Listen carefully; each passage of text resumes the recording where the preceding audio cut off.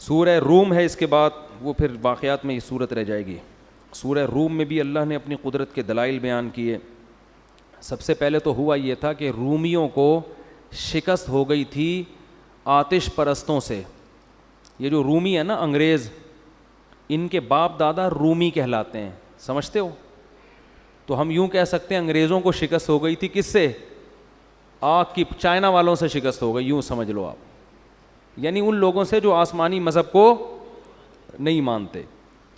اب چونکہ اہل کتاب بہرحال اسلام کے نسبتاً قریب ہیں، مشرکین سے پھر بھی 1000 گنا بہتر ہیں، اور آج بھی بہتر ہیں. یہ میں آپ کو بتا دوں، آپ کو جو درندگی ان کافروں میں نظر آئے گی جو اہل کتاب نہیں ہیں، وہ درندگی اہل کتاب میں آپ کو نظر نہیں آئے گی. ہر چیز میں دیکھ لو آپ. خوراک کے معاملے میں بھی یہود و نصارہ کی خوراکیں دوسرے غیر مسلموں سے نسبتاً بہتر ہیں. انگریز ابھی بھی کتے نہیں کھاتے، ٹھیک ہے نا، ٹھیک ہے سور کھاتے ہیں، اللہ ان کو ہدایت دے، وہ غلط چیز تو کھا رہے ہیں وہ، لیکن کتے بلی چائنا والوں کی طرح نہیں کہ مدّ ذلہ العالیہ جو ملا کھا لیا، انسان بھی کھا جائے، ایسا نہیں ہے. اور پھر جو وحشت ان لوگوں کے ہاں ہے نا جو اہل کتاب نہیں ہے، وہ آپ کو اہل کتاب میں نسبتاً کم نظر آئے گی. تو ہوا یہ، اور اس زمانے کے اہل کتاب تو مذہب کو بہت زیادہ فالو بھی کرتے تھے. تو کیا ہوا کہ رومیوں کو، یہ جو انگریز ہیں اس زمانے میں روم تھا نا ان کا، تو ان کو ہو گئی شکست. تو اس پہ مشرکین مکہ نے یہ شگون لینا شروع کر دیا کہ جیسے وہ پیغمبروں کو مانتے ہیں، اس کے باوجود ان کو شکست ہوئی آگ کی پوجا کرنے والوں سے جو پیغمبروں کو بالکل بھی نہیں مانتے. تو اس کا مطلب اللہ ان لوگوں کے ساتھ نہیں ہے جو آسمانی مذاہب کو مانتے ہیں، خدا ان کے ساتھ نہیں ہے. لہذا ہمیں بھی کس پہ فتح ہوگی؟ ہمیں بھی اہل اسلام پہ فتح ہوگی. تو مسلمانوں کے دل بہت ٹوٹے ہوئے تھے کہ بھئی اللہ نے ان آگ کی پوجا کرنے والے یا ستاروں کی پوجا کرنے والوں کو اللہ نے کیوں ان پہ غلبہ عطا کر دیا. تو مسلمان اس سے غمزدہ تھے.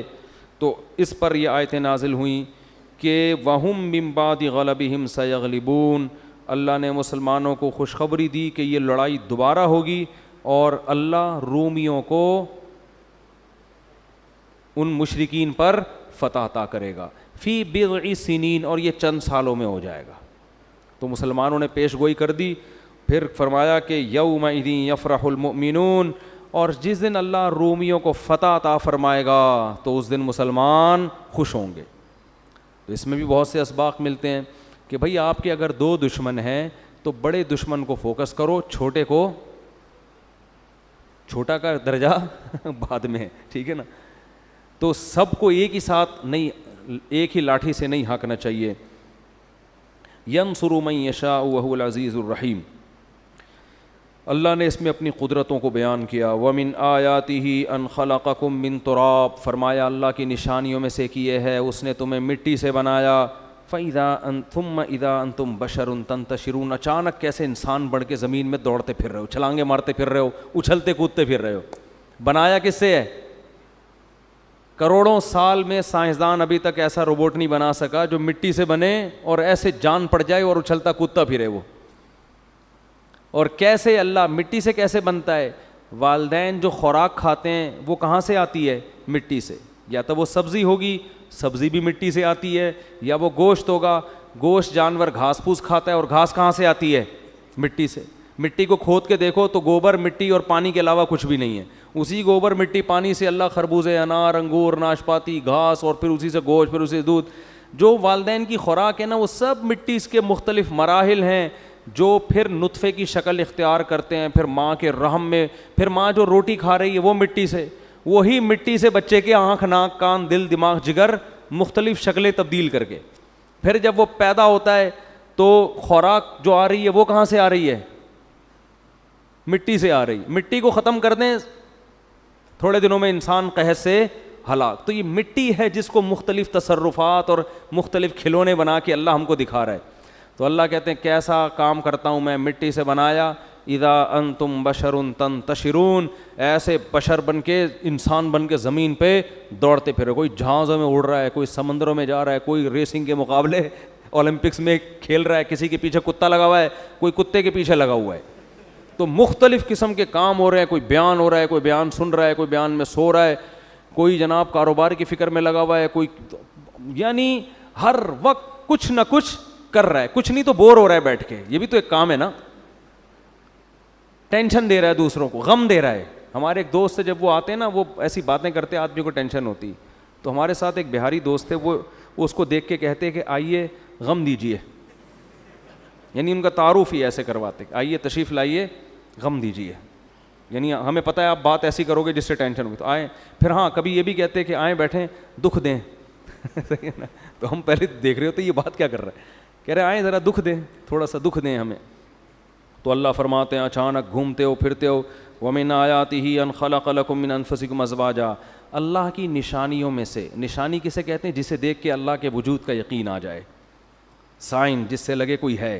ان خلق لکم من انفسکم ازواجا، کہ اس نے تمہارے لیے جوڑے پیدا کیے، انسان کو پیر کی شکل میں پیدا کیا ہے. اگر یہ کائنات خود بنی ہوتی، مٹی سے پتلے آٹومیٹیکلی بن رہے ہوتے تو ایک ہی جنس بنتی نا، ایک ہی جنس بنتی نا بھائی. یہ نر مادہ کیوں بن رہے ہیں الگ الگ؟ فرمایا کیوں تمہارے لیے ازواج بنائے، لتسکنوا الیہا، تاکہ تمہیں ان سے سکون ملے. یعنی مرد کو الگ جنس بنا دی، عورت کو الگ، اور دونوں کی ایک دوسرے کی طرف اٹریکشن رکھ دی. دونوں کامل نہیں بنتے جب تک دونوں کا نکاح نہیں ہوتا، دونوں کا ملاپ نہیں ہوتا. تو فرمایا کہ یہ بھی اس کی علامت ہے کہ تمہیں مرد بنا کے تمہارے اندر ڈیزائرز رکھیں، تو ان ڈیزائرز کو پورا کرنے کے لیے عورت کو پیدا کیا، اور عورت کو عورت بنا کے اس میں مرد کی ڈیزائر رکھیں تو اس کے لیے مرد کو پیدا کیا. اگر یہ آٹومیٹیکلی ہوتا، خود بخود ہوتا، اتنا بہترین انداز سے انسانوں کو اللہ ڈیوائیڈ نہ کرتا دو جنس میں. اور پھر بچے کی پیدائش کے بعد دیکھو، بچے کو بھی دونوں کی ضرورت ہے، ابا کی بھی اور اماں کی بھی. سنگل مدر والا جو سیٹ اپ یورپ میں چل رہا ہے یہ نیچرل نہیں ہے. ماں سے الگ قسم کی محبت ملتی ہے اور باپ سے الگ. تو فطرت ایک ہی چیز سے کتنے کام لے رہی ہے، الگ الگ جنس میں بنا کے دونوں کے سکون کا ذریعہ بنایا، اولاد کی پیدائش کا ذریعہ بنایا، پھر بچے کی تربیت کا بھی دونوں کو ذریعہ بنا دیا کہ بچے کو ماں بھی چاہیے اور ایک عدد باپ بھی چاہیے بچے کو. تو اللہ فرماتے ہیں یہ اس کی نشانیوں میں سے ایک نشانی ہے. فرمایا وجعل بینکم مودۃ ورحمہ، اس نے تمہارے لیے جوڑے پیدا کیے اور تمہارے درمیان رحمت اور بے پناہ محبت رکھ دی. اس نے مودہ کہتے ہیں بے پناہ محبت. کیا مطلب؟ کہ عورت بالکل ایک اجنبی ہوتی ہے جس سے آپ نکاح کرتے ہو، مگر اللہ کہتے ہیں اس اجنبی، تم بھی اس کے لیے اجنبی اور وہ بھی تمہارے لیے اجنبی، لیکن تم دونوں کے درمیان جتنی محبت رکھی اتنی کسی اور میں نہیں رکھی. ایسی محبت و رحمہ، اور صرف محبت نہیں رحمت بھی رکھ دی. رحمت کا کیا مطلب ہے؟ ایک دوسرے پہ رحم بھی آتا ہے دونوں کو. انسان کے بچے ہوں تو بات ہو رہی ہے، اگر کوئی نہ ہو تو پھر الگ. آپ کہہ رہے ہوں گے یار ہمیں تو بالکل نہیں آتا، ہم تو اللہ کے جان چھوڑے. تو بھئی انسانوں کی بات ہو رہی ہے. بعض لوگوں کو یہ ہوتا ہے کہ یہ کس قسم کی باتیں قرآن کر رہا ہے، یہ تو ہماری فطرت سے بالکل میچ نہیں کرتی ہیں. لیکن انسان ہو نا انسان، تو اسے اپنی زوجہ پہ بھی رحم آتا ہے. اس کی تکلیف میں جتنا کڑتا ہے کسی دوسرے کی تکلیف میں اتنا نہیں کڑتا. کیسے لوگ پھر رہے ہوتے ہیں مارے مارے، بیگم کی طبیعت خراب ہے، دعاؤں کی پرچیاں آ رہی ہوتے ہیں، مفتی صاحب دعا کر دیں، رو رہے ہوتے ہیں آ کے کہ بھائی ٹھیک ہو جائے. یہ ان کی بات جن کے صبح و شام پھڈے ہوتے ہیں، ٹھیک ہے نا، ان کے یہاں یہ ہو رہا ہوتا ہے. پھر شوہر کیسا ہی مکھنچو ہو، کیسا ہی نالائق ہو، ذرا سی تکلیف ہوتی ہے پریشان ہوتا ہے تو تکلیف کس کو ہوتی ہے؟ اس کی زوجہ کو. ایسا اللہ نے دونوں کے درمیان محبت اور تعلق قائم کیا. اور جتنا آپ گاؤں دیہاتوں میں جائیں گے نا یہ محبت آپ کو زیادہ ملے گی، الا یہ کہ کوئی بہت ہی جاہل ہو، مار پیٹ کرنے والے، وہ ایک الگ بات ہے. ہمارے ایک دوست نے بتایا کہ ایک بوڑھا پٹھان تھا بیچارہ، رکشہ چلاتا تھا ادھر کراچی میں، ہاسپٹل میں نا بوڑھا آدمی، اس کا انتقال ہو گیا. کہتے ہیں یار میں نے اس کی بوڑھی بیوی کو دیکھا، اس کو جب اطلاع ملی ہے اتنا روئی اور اپنے میاں کے جوتے اٹھا کے اپنے سر پہ رکھ لیے اس کی عظمت اور محبت میں. کہتے ہیں میں نے کہا یار یہ گنوار عورت اور یہ گنوار مرد بیچارہ مزدور آدمی ان کے درمیان بڑھاپے میں کتنی محبت ہے, دیکھو بڑھاپے میں کتنی محبت, ایسا رو رہی ہے اور اس کی تعظیم میں, یعنی عزت بھی دے رہی ہے شوہر کی میت کو, کہ اس کے چپل اٹھا کے نا جو یہ والی سائڈ نیچے والی ہوتی ہے یہ اپنے سر کے اوپر رکھی ہوئی اس نے, ایسے ایسے اپنے سر پہ اوپر رکھ کے مسل رہی. کہتا ہے مجھے بڑا رشک آیا, دیکھو بالکل بھی پڑھے لکھے نہیں ہیں, بالکل ایک دیہاتی لوگ ہیں, مزدور پیشہ لوگ ہیں, غربت میں وقت گزارا, مگر آپس میں تعلق کتنا قوی ہے. تو یہ ہوتا ہے, لیکن جب دولت آتی ہے نا, ہوس آتی ہے, تو یہ تعلق کیا ہوتا ہے, کمزور. میرے پاس لوگ آتے ہیں بتاتے ہیں کہ میں غریب ہو گیا, جاب چھوٹ گئی, بیگم مارکیٹ سے شارٹ. بہت کیسز آئے ہیں, مجھے کہتے ہیں کوئی وظیفہ بتا دیں کہ واپس آ جائے. میں کہتا ہوں یہ وظیفہ پڑھا کرو, اس پر اللہ کی لعنت, اس پر اللہ کی لعنت, اس پر اللہ کی لعنت, کبھی واپس نہیں لے کر آؤں گا. مجھ سے بڑا بے غیرت کوئی نہیں اگر اس کو واپس لے آیا. یہ 11 دفعہ ناشتے سے پہلے اور 11 دفعہ ڈنر کے بعد. میں نے کہا مرد میں غیرت اللہ نے رکھی ہے, جو تم سے محبت کرے تو اس کی محبت کو 100 سے ضرب دے کے اس سے محبت کرو, اور جو عورت تم سے محبت نہیں کر رہے تم 100 دفعہ لات مارو اس کے اوپر. بھائی آزمائش میں تو میاں کا پتہ چلتا ہے, جاب لیس ہو گیا تو اب تو ساتھ دینے کا ٹائم آیا تھا. بیوی میں اور طوائف میں یہ فرق ہے, طوائفہ کو پیسے کھلاؤ تو خوش رہے گی, پیسے نہیں کھلاؤ تو بھاگ جائے گی, جہاں پیسے زیادہ ملیں گے وہاں بھاگے گی. اس کے ریٹ ہوتے ہیں, بیوی کے ریٹ نہیں ہوتے. وہ غم میں بھی آپ کا ساتھ دیتی ہے اور وہ خوشی میں بھی آپ کا ساتھ دیتی ہے. کوئی بات نہیں, قدرت کی طرف سے اگر جاب لیس ہو گئے تو اس کو بولو بھائی میں بھی سوکھی روٹی کھا رہا ہوں, میرے ساتھ تم نے بھی کیا کرنا ہے, سوکھی روٹی کا. ہاں اپنی نالائقیوں سے اگر کم بخت پیسے نہیں کما رہا, پوستی قسم کا آدمی پڑا ہوا ہے, کچھ نہیں کر رہا, پھر تو اس کو میں خود بھاگنے کے مشورے دیتا ہوں. آپ بھی کہیں گے یار پتہ نہیں کس قسم کی باتیں کر رہے ہیں مفتی صاحب. بھائی ایک آدمی کم بخت کماتا ہی نہیں ہے, پڑا رہتا ہے, محنت نہیں کر رہا اور گھر والوں کی فکر نہیں کر رہا, تو وہ کیوں پڑی ہوئی ہے یہاں پہ؟ سوال پیدا ہوتا ہے نا کیوں پڑی ہوئی ہے. تو ہم تو اس کو خود مشورہ دیتے ہیں کہ اس سے طلاق لو اور پتلی گلی سے نکلو یہاں سے.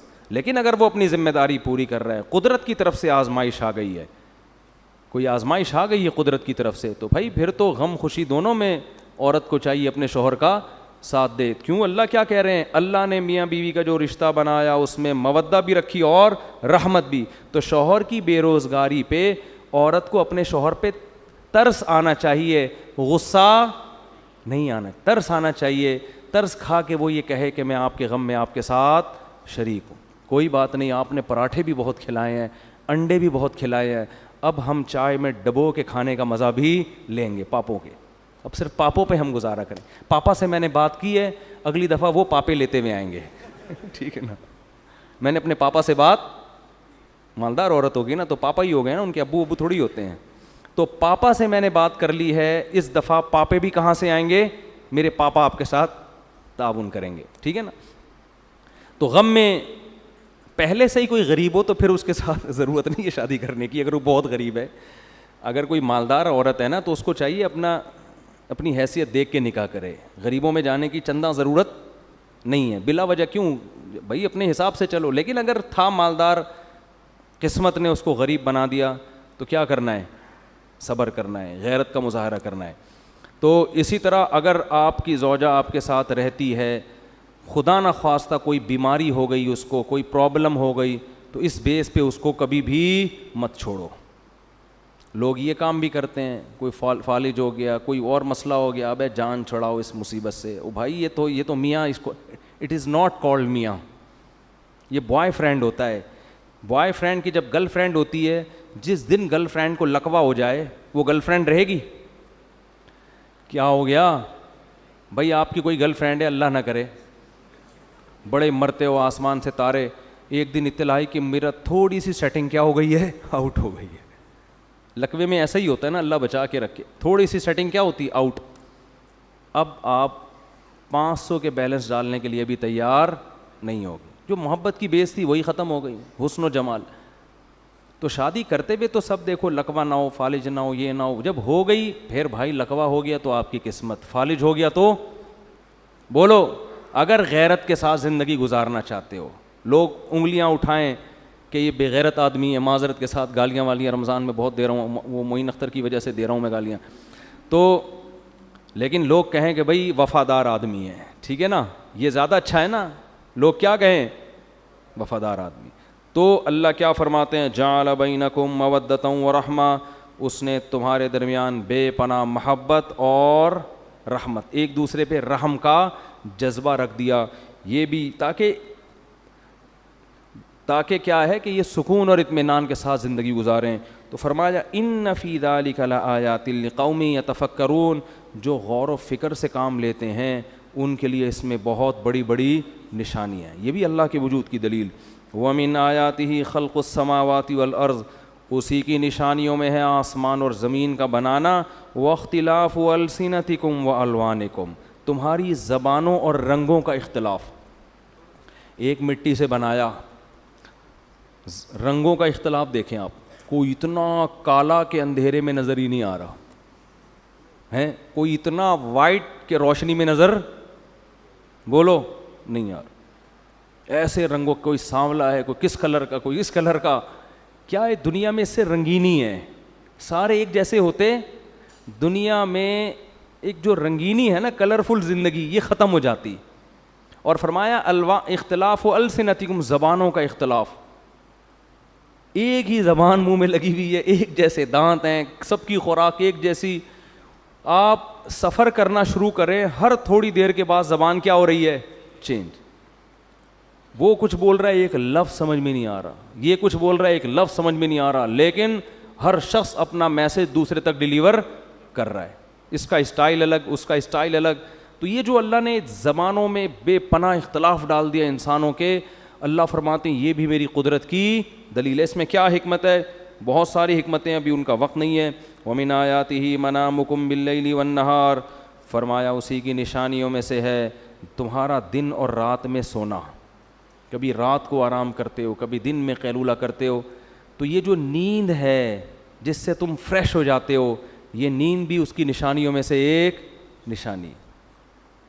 ہر مشین کو ٹیوننگ کی ضرورت ہوتی ہے نا, گاڑی کا کہتے ہیں بھائی اتنے 1000 کلومیٹر چلے تو میکینک کے پاس جاؤ, ادھر ایئر فلٹر صاف کروا دو, ٹائروں کی ہوا چیک کر لو, کہتے ہیں نا. بائک کا بھی کہتے ہیں بھائی اتنی چل گئی ہے تو انجن آئل چینج کرو, ٹائروں کی ہوا چیک کر لو, کاربوریٹر نکال کے ذرا صاف کر لو, پلک میں دیکھ لو کچرا تو نہیں آ جاوا, یہ ضرورت ہے. تو انسان کو بھی ٹیوننگ کی ضرورت. گھنٹوں سے بول رہا ہے, بھدکتا پھر رہا ہے کتوں کے پیچھے. کراچی میں تو یہی مثال کے علاوہ کوئی کتے اور مثال ہی نہیں آتی نا, کتوں کے پیچھے بھاگ رہے ہیں, کتے اس کے پیچھے بھاگ رہے ہیں. تو سارا دن کرتے کرتے بہت سارے کام, اس سے الجھ رہا ہے, اس سے پھڈا, تھک جاتا ہے. جب تھکتا ہے تو اللہ کیا کرتے ہیں, ہماری گاڑی چلی جاتی ہے میکینک, اس میں ورک شاپ میں چلی جاتی ہے. ہم جب سو جاتے ہیں نا تو ہماری گاڑی کہاں چلی گئی, ورک شاپ میں. آپ کسی ڈاکٹر سے پوچھیں وہ اس کی تصدیق کرے گا.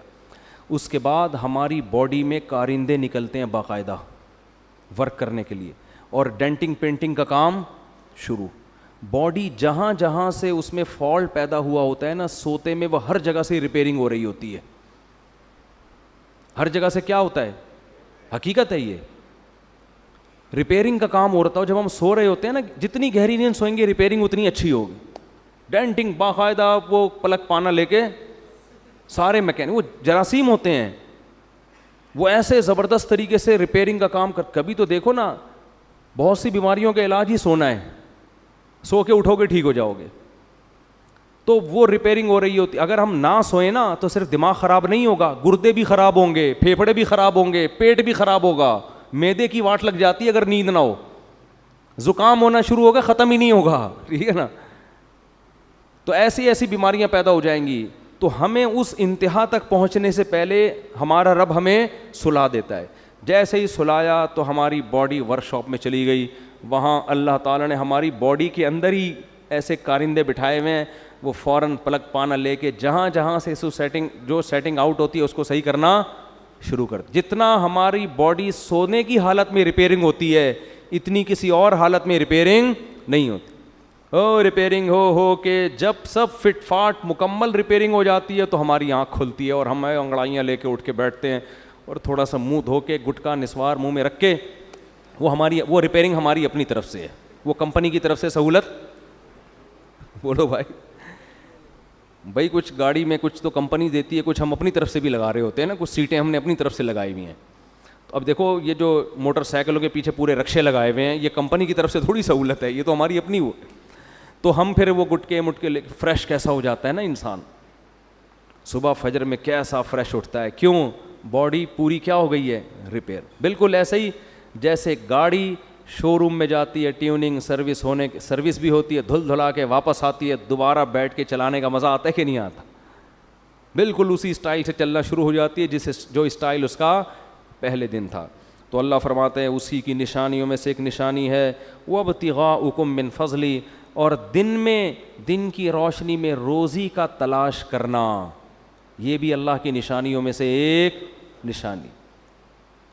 کیونکہ رات کو انسان جب ملازمت کرتا ہے بیمار بھی ہوتا ہے, پریشانیاں بھی آتی ہیں. دن کیا ہے, روشنی میں سارا دن کیسے لگے ہوئے ہوتے ہیں نا لوگ, ایک نظام میں چلا دیا اللہ نے. صبح صبح جائیں, اب دیکھو کوئی مکینک بائکیں ٹھیک کر رہا ہے, کوئی گاڑی ٹھیک کر رہا ہے, ڈاکٹر صاحب اپنی کلینک کھول کے بیٹھے ہوئے ہیں اور آلہ لگا کے بیٹھے ہوئے ہیں, کتنے پیشنٹ آئیں گے, کوئی آپریشن تھیٹر میں پڑا ہوا ہے, ڈاکٹر وہاں جا رہا ہے, کوئی کیا کر رہا ہے, کوئی کیا کر رہا ہے. دن میں سارے سب مصروف ہوتے ہیں, دن کی روشنی سے بھرپور فائدہ اٹھاتے ہیں. فرمایا وابتغاؤکم من فضل ان فی ذلک لآیات لقوم یسمعون, اس میں سننے والوں کے لیے بہت بڑی بڑی نشانی. کیا مطلب؟ ہماری آیتیں غور سے سنیں. ومن آیاتہ یریکم البرق خوفا وطمعا, فرمایا اسی کی نشانیاں ہیں کہ وہ تمہیں بجلی کی چمک دکھاتا ہے جس میں خوف اور لالچ دونوں چیزیں ہوتی. لالچ بارش کی ہوتی ہے اور خوف ہوتا ہے کہ یہ ایک بجلی ہی کہیں ہمیں تباہ نہ کر دے. کراچی میں تو ایسی بجلیاں نہیں کڑکتی, کبھی پہاڑی علاقوں میں جائیں, جب بجلی کڑکتی ہے تو واقعی اللہ کی طرف سے ایسا لگتا ہے اللہ خوف دلا رہا ہے کہ میں اس بجلی سے بھی تمہیں ہلاک کر سکتا ہوں. لیکن اس میں لالچ بھی ہے کہ بارش برسے گی. فرمایا وَيُنَزِّلُ مِنَ السَّمَاءِ مَاءً, اور اسے کڑاکے دار بجلی چمکانے کے بعد وہ آسمان سے پانی برساتا ہے. اور پانی برس رہا ہے مگر ہوتا کیا ہے, فَيُحْيِي بِهِ الْأَرْضَ بَعْدَ مَوْتِهَا, بنجر زمین کو کیسی زندگی عطا کرتا, کیسے بیل بوٹے پھل پھول اس میں باغات پیدا کر دیتا ہے, حالانکہ زمین کھود کے دیکھو اس میں کچھ بھی نظر نہیں آتا. ان فی ذلک لآیات لقوم یعقلون, بے شک اس میں نشانی ہے ان لوگوں کے لیے جو عقل سے کام لیتے. اب قرآن کا انداز دیکھو, پہلے قرآن کہہ رہے مٹی سے بنا کے انسان بنا کے چلا دیا تمہیں, پھر قرآن کہہ رہا ہے تمہارے لیے جوڑے پیدا کیے سکون ملے اور تمہارے درمیان محبت رحمت رکھ دی. اس میں نشانی ہے ان لوگوں کے لیے جو غور و فکر سے کام لیتے ہیں. پھر قرآن کہہ رہا ہے اس نے زبانوں میں اختلاف ڈال دیا, رنگوں میں اختلاف ڈال دیا. اس میں نشانی ہے للعالمین, جو جاننے والے علم رکھنے والے لوگ ہیں ان کے لیے نشانی. پھر قرآن کہہ رہا ہے دن کو سلاتا ہے, دن اور رات میں سلاتا ہے اور دن میں تم روزگار تلاش کرتے ہو. اس میں ان لوگوں کے لیے نشانی ہے جو میری باتوں کو غور سے سنتے ہیں. یعنی ہر دفعہ قرآن کا انداز کیا ہے, مختلف.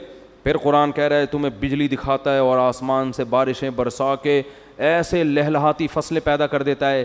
اس میں نشانیاں ہیں ان لوگوں کے لیے جو عقل سے کام لیتے ہیں. وَمِنْ آیَاتِهِ أَن تَقُومَ السَّمَاءُ وَالْأَرْضُ بِأَمْرِهِ, فرمایا اسی کی نشانی ہے کہ آسمان اور زمین کا نظام, اتنا بڑا نظام چل رہا ہے.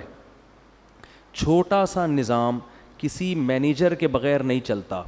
آپ ایک چھوٹی سی کلاس میں کسی کو مانیٹر نہ بنائیں اور کلاس بچوں کے حوالے کر دیں, اس کلاس کا 2 دن میں بچے بیڑا غرق کر دیں گے. اس میں مینجمنٹ کے لیے ایک مانیٹر, پھر مانیٹر کے اوپر ٹیچر, ٹیچر کے اوپر ہیڈ ماسٹر, اور ہیڈ ماسٹر کے اوپر بھی کوئی وزیر تعلیم, وزیر تعلیم کے اوپر وزیر اعظم. یہ پورا سیٹ اپ چل رہا ہے.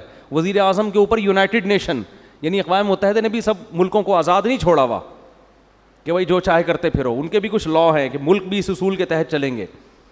تو اللہ فرماتے ہیں کہ اسی کی نشانی ہے, علامت ہے اس کے برحق ہونے کی, کہ زمین اور آسمان کا اتنا بڑا نظام صحیح صحیح چل رہا ہے.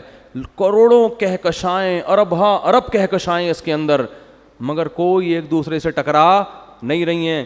فرمایا ثم اذا دعاکم دعوۃ من الارض, اللہ نے فرمایا ایک دن ایسا ہوگا کہ اس سب نظام کو اللہ تباہ کرے گا اور پھر تمہیں زمین سے پکارے گا. تم سب زمین میں مٹی ہو کے ختم ہو جاؤ گے, پھر تمہیں پکارے گا زمین سے. اذا انتم تخرجون, اچانک تم سب مردے زمین سے اکھڑ کے اس کے سامنے کھڑے ہو جاؤ. اصل میں اللہ یہ آخری بات سمجھا رہے ہیں. اصل جو پوری باتوں کا حاصل ہے نا وہ کیا ہے, بولو آخر کہ مر کے مٹی ہو کے ختم نہیں ہو جاتے. اذا انتم تخرجون, اچانک نکلو گے. فرمایا وہو الذی یبدأ الخلق ثم یعید, اے اللہ یہ کیسے ہو سکتا ہے, مٹی ہو کے تو فنا ہو جاتے ہیں, دوبارہ کہاں سے اٹھیں گے؟ اللہ فرماتے ہیں وہی ہے جس نے پہلی مرتبہ مخلوق کو پیدا کیا, ثم یعیدہ, دوبارہ بھی وہی پیدا کرے گا, وہو اہون علیہ, اور دوبارہ پیدا کرنا تو فرسٹ ٹائم پیدا کرنے سے آسان ہوتا ہے بھائی. دوبارہ پیدا کرنا تو پہلی مرتبہ سے کیا ہوتا ہے؟ پہلی مرتبہ میں مینوفیکچرنگ ہوتی ہے, دوسری میں ریپیئرنگ ہوتی ہے. نہیں آ رہی بات؟ ریپیئرنگ تو ہمارے یہاں کے میکینک بھی کر دیتے ہیں ٹویوٹا کی گاڑیوں کی, لیکن ان سے بولو گاڑی بنا کے دکھاؤ, بنا لیں گے؟ ہے بھائی. تو جو ریپیئرنگ کر رہا ہے, جو پہلی مرتبہ جو کمپنی گاڑی بنا رہی ہے وہ ریپیئرنگ نہیں کر سکتی. آپ کہو وہ ریپیئرنگ نہیں کر سکتے, میکینک کر سکتا ہے, تو وہ کہے گی وہ بنا سکتا نہیں ہے, تو جیسی ریپیئرنگ میں کروں گا ویسی وہ نہیں کر سکتا. جو بنائے گا وہ تو زیادہ اچھی ریپیئرنگ کرتا ہے, تبھی تو کمپنی کہتی ہے کہ ہم سے اگر ریپیئرنگ کروائی تو وارنٹی ہے, کسی اور اناڑی کے ہاتھ لگ گئے تو کوئی وارنٹی نہیں ہے, کیونکہ ہم بنا سکتے ہیں, ہمیں پتہ ہے ریپیئرنگ کیسے ہوگی. تو اللہ فرماتے ہیں جس نے فرسٹ ٹائم بنا دیا وہ دوبارہ ریپیئر کر کے تمہیں دوبارہ بنا بھی سکتا ہے. یہ تو اور آسان ہے ہمارے لحاظ سے کہا, ورنہ اللہ کے لحاظ سے تو کوئی آسان مشکل کچھ بھی نہیں ہے. فرمایا وَلَهُ الْمَثَلُ الْأَعْلَى, اسی کے لیے اعلیٰ مثال ہے آسمان اور زمین میں, اور وہی زبردست غالب اور حکمت والا ہے. تو یہ صورت میں اللہ نے بہت آگے, پھر سورہ لقمان ہے, پھر سورہ سجدہ ہے, پھر سورہ حجاب ہے جس میں غزوہ خندق کا تذکرہ ہے. یہ سارے بہت اہم مضامین ہیں, ٹائم کم ہے ہمارے پاس, ٹھیک ہے نا. تو چلتے رہیں گے رمضان کے آخر تک انشاءاللہ. اللہ تعالیٰ سمجھنے کی, عمل کی توفیق عطا فرمائے.